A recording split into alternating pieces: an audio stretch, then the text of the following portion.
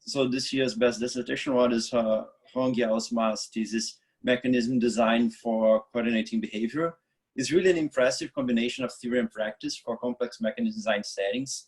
And it does identify very important key problems, develop some very nice, very sophisticated mathematical models, solves them, and ultimately influences the actual practice of the field. So it goes all the way from like theory to implementing the solutions. So Hongyao is an assistant professor in the RO in the Columbia Business School, and she got her PhD from Harvard. So like Hongyao. Yeah, thank you so much for the introduction and for this thesis award. It's my great honor to present my thesis work here today. The many problems that we have been working on in the past few years revolve around the thesis of how do we design the market to not only improve the allocative efficiency, but to also guarantee that the participant will follow through with the intended actions downstream that the planners prefer. So think about the assignment of resources in a way that they will actually be used by people. And think also, for example, about the assignment of tasks in a way that agents will actually decide to accept and complete them. So let me start from talking about ride sharing. So in the past decade, ride sharing had drastically changed the way that people get around in urban areas. Platforms such as Uber and Lyft put great emphasis on the reliability of service for the riders, as well as the flexibility for drivers. And when the demand exceeds supply, the platforms employ dynamic surge pricing to try to guarantee that there will be a car available within a couple of minutes of a rider's request. And in this market, where the drivers are autonomous and self-interested, it's very natural that we start to observe very interesting strategic behavior on the driver side. So here is a screenshot from an earlier version of the Uber app. We can see that space is divided very coarsely, and 2.1x here means that a trip originating from this area will pay the driver 2.1 times the base fare. And what we see after the drivers see a surge heat map like this is that all of the drivers on the 2.1 side of the boundary will go offline and try to drive to the 5x area as fast as they possibly can. This big jump of price and space hurts the reliability of the platform because a rider on the 2.1 side of the boundary will have a very difficult time getting picked up. A very similar problem exists around the end of events, such as concerts or sports games. We read in the newspaper that 10 minutes before a game ends at TD Garden, many drivers will drive to the stadium, they park there, they go offline, because they know that the price will spike pretty high after the game ends, and they're not willing to go away from the stadium before the game ends. And this hurts reliability because no one will be able to get reliably picked up from this area before a game ends. A third issue arises because the origin-based surge pricing doesn't properly factor the market condition at the destination of the trips. So we can very well imagine the driver is very happy to take a trip from Harvard to the very busy Boston airport, but the driver will be less happy if the trip is going to a quiet suburb in the north. And to deal with this very strong incentive to cherry pick, the platforms used to hide the trip destination from the drivers. And as a response to this, many drivers will simply try to call the rider to figure out where the trips are heading. And this is obviously a very bad experience for both the riders and drivers. And we also see more recently a move towards more flexibility and transparency. So for example, here is a rideshare guide post talking about the recent changes rolled out by Uber in California. It's basically talking about how the drivers can now see both the trip destination and the fare estimate before the driver need to decide on whether or not to accept the trip. And we can imagine these changes are very much welcomed by the drivers, but will also exacerbate all of these problems that we mentioned above. So in this work, we answer the question, of how to provide reliable and efficient transportation while still leaving drivers with the flexibility to decide how to work. This is joint work with Fei Fang at CMU and my advisor, David Parks at Harvard.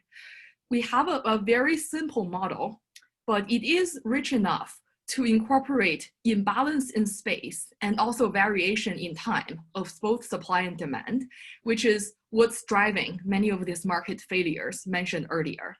So we show how to price in a way that drivers will always decide to accept all of these patches. And of course, reality is much more complicated, but this work does provide good operational insight and as well as an idealized target for pricing based on origin and destination in practice. So before jumping into the model, let's first look at an example that shows how these pricing failures can arise in practice. So here we have an example modeling the end of a sports event. We have 3 time periods. Each time period is 10 minutes. And we have 3 locations, A, B, and C. Each node in this graph models a location time pair. And we have a hockey game ends at 10 p.m., which is time 1 at location C. So here are 3 drivers. 2 of them are at location C and 1 of them is at location B at 9:50 p.m. Edges in this graph model rider trips. So here we have 2 riders hoping to go from location C to location B starting at time 0. The values of the rider model the willingness to pay. So here rider 1 is willing to pay $10 for the trip and rider 2 is willing to pay $20 for the trip. And similarly, we have riders requesting trips from location B starting from time 0. And when the game ends at 10 p.m., time 1, we have all of these high willingness to pay riders requesting trips from location C. Here, this edge from C to A models the fact that this trip takes 2 time periods to complete. So this is the example. We also allow the trips that originate and ending in the same location. So here, rider 5 is requesting a trip within location B. So here is what we would like to happen. Like this is the welfare optimizing outcome. The color-coded bold riders indicate which driver is picking up this rider. So we define social welfare as the total rider value minus the total driver costs. And here, all of the drivers either stay in location C or move to location C, and they're able to pick up these high value riders, and we are achieving a total welfare of 300. But notice that this does require looking forward and anticipate the demand in the future. And if we now think about a simple way of doing search, which does not look forward, let's see what goes wrong. So this is the outcome under what we call the myopic pricing mechanism. We can see that naive market clearing at 9:50 p.m. will send all of the drivers away from location C. And when 10 p.m. arrived, no rider is here to pick up these high value riders. So as a result, we end up achieving only a social welfare of 60. This is the first problem. The second problem is that prices that come out of the myopic pricing mechanism is very unsmooth in both space and time. As an example, the price for a trip originating from location C jumps from $10 at time 0 to $100 at time 1. Also notice the big gap of the price for the neighboring locations B and C. So these gaps incentivizes the drivers to strategize, decline the dispatches, relocate, etc., and that hurts the reliability of the platform. So how do we do better? Let's start from the model. So we have a discrete time model. At each time t, a ride-sharing platform will first dispatch each available driver to either pick up a rider or to reposition to some location. The platform will also determine a payment for each rider and driver. And then after these dispatches, each driver can decide whether to accept the dispatch or to decline the dispatch and choose their own favorite action. So they can either relocate to anywhere or stay where they are. And after observing the actions of the drivers, the platform will then pay only those drivers who follow the dispatch and charge the riders who are actually picked up. So notice that we are not penalizing the drivers for declining the dispatches. And we assume a finite planning horizon. So time runs from t=0 all the way to t=T, which is the length of the planning horizon. And we have a set of discrete locations. The distance between a pair of locations A and B models the number of time periods it takes to travel from A to B. So these do not have to be symmetric and can also vary over time, modeling the change in traffic conditions. And for any driver who completed the trip from some location A to some location B, starting at some time t, this driver will incur a cost of CABT for this trip. And we have a group of drivers. Each driver is able to start to drive from some location at some time. And we assume that the drivers will all remain on the platform until at least the end of this current planning horizon. And we assume that the drivers are strategic. They would like to optimize their total payoff, which is the total payment that they collected minus the total cost they incur. And we also have a set of riders. Each rider is requesting a trip from some origin to some destination, starting from some time.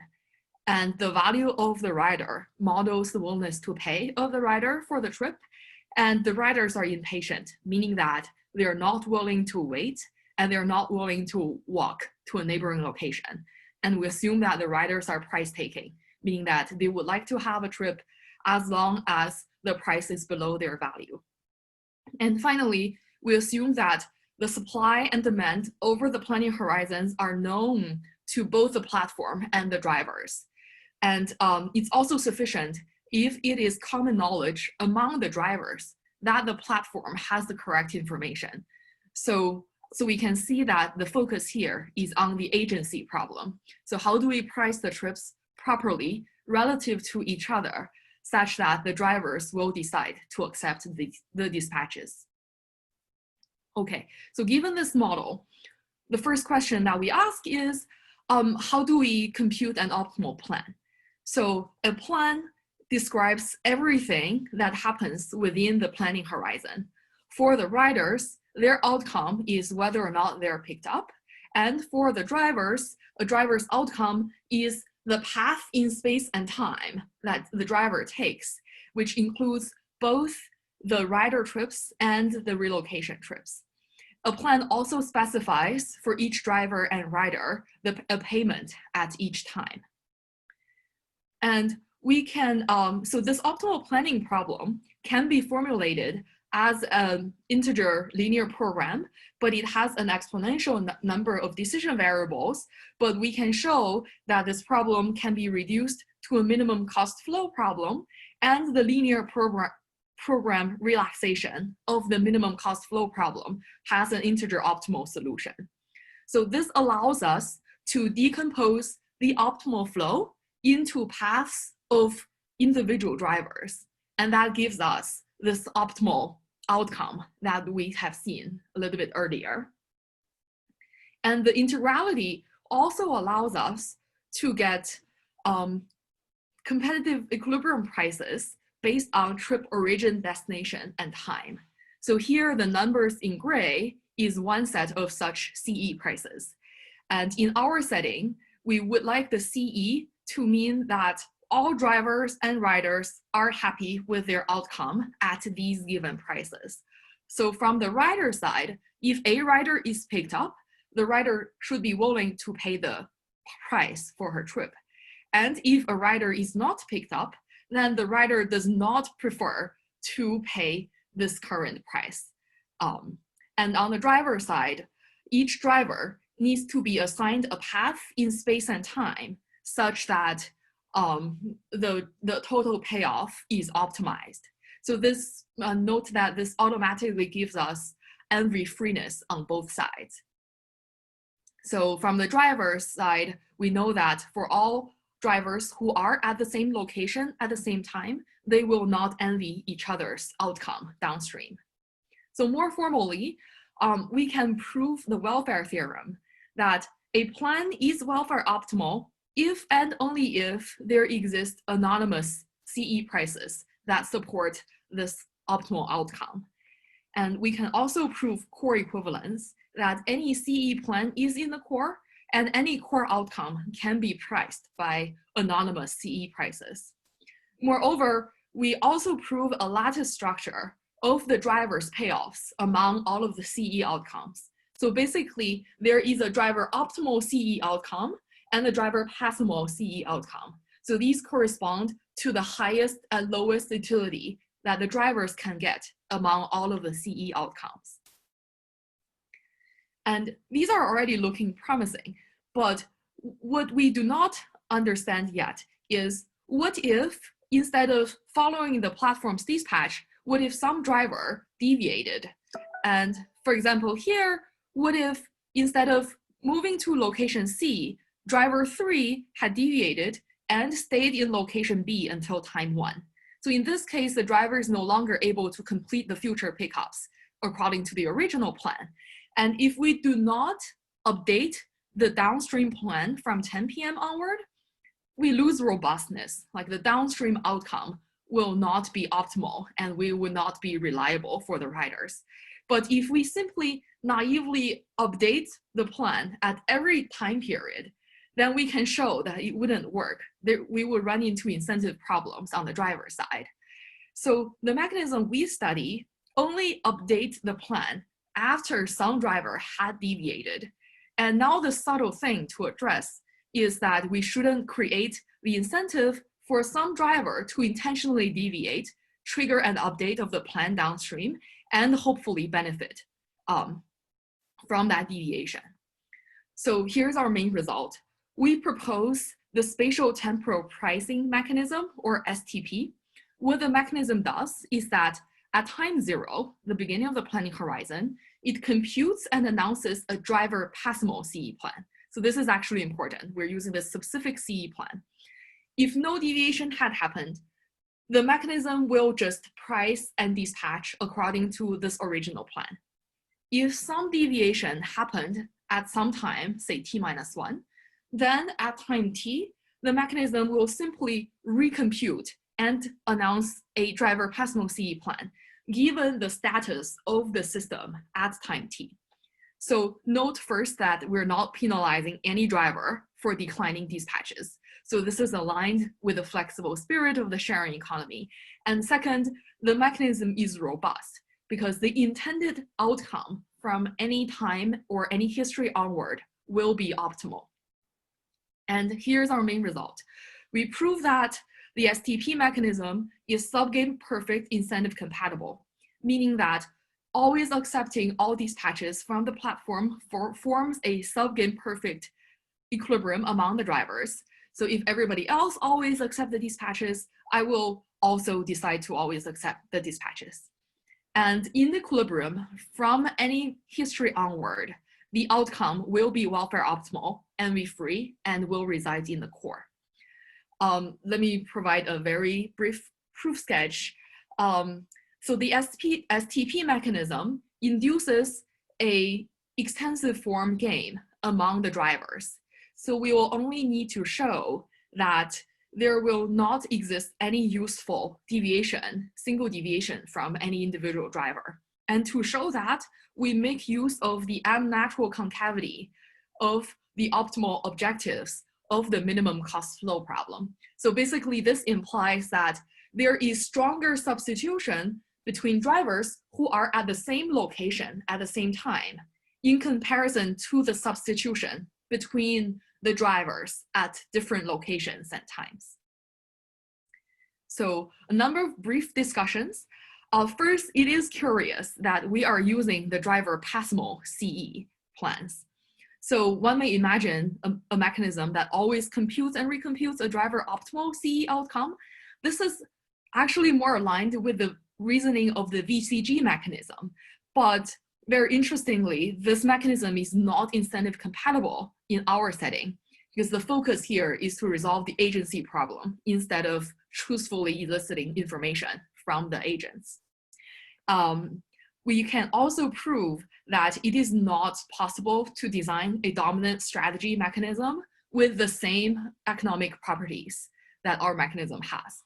So, so in some sense, subgame perfect incentive compatibility is the correct solution concept here.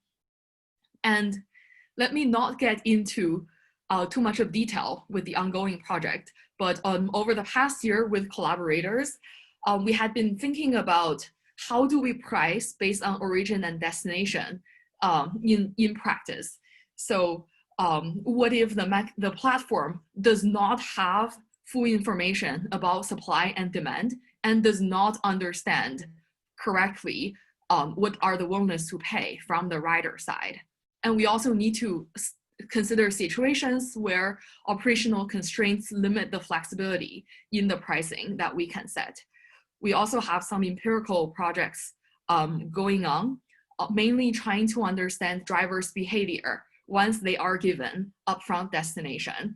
And we're also trying to understand what implications do these have on the market design.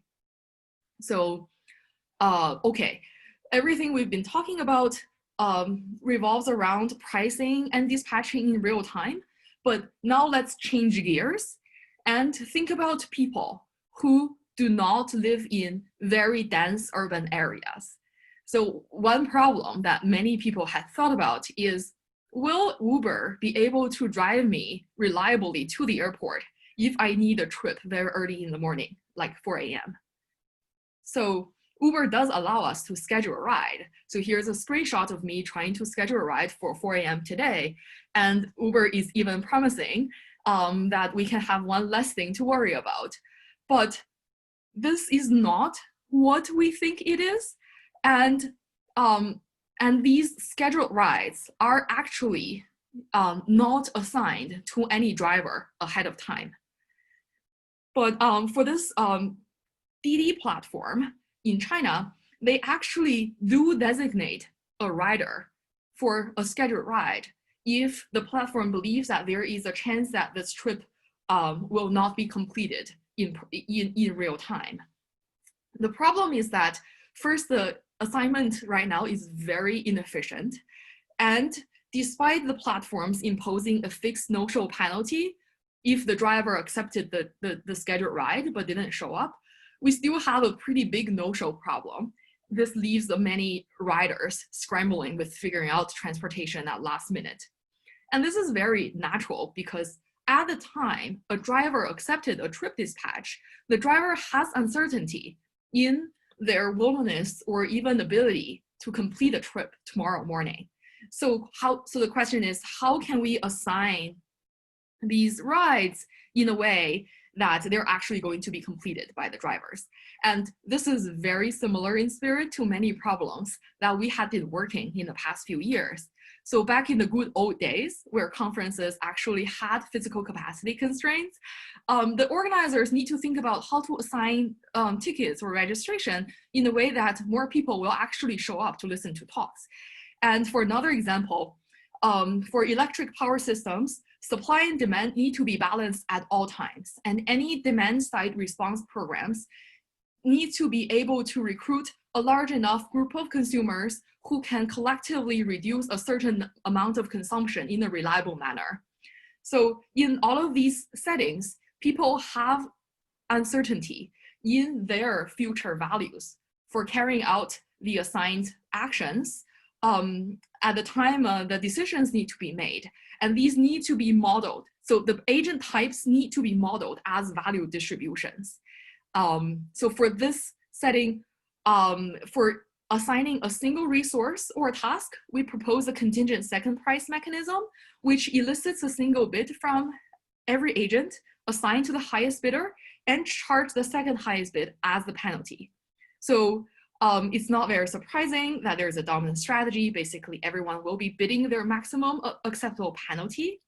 What's more surprising is that we can actually prove that this is the best we can do. So it optimizes utilization or reliability for assigning a single resource. And for the more complicated setting of demand response, we prove that it guarantees reliability. So this is a brief summary of the thesis work. These work on reliability also lead us to work on social choice, where utilities are not quasi-linear. And let me very quickly take the time to thank my advisor, David Parks.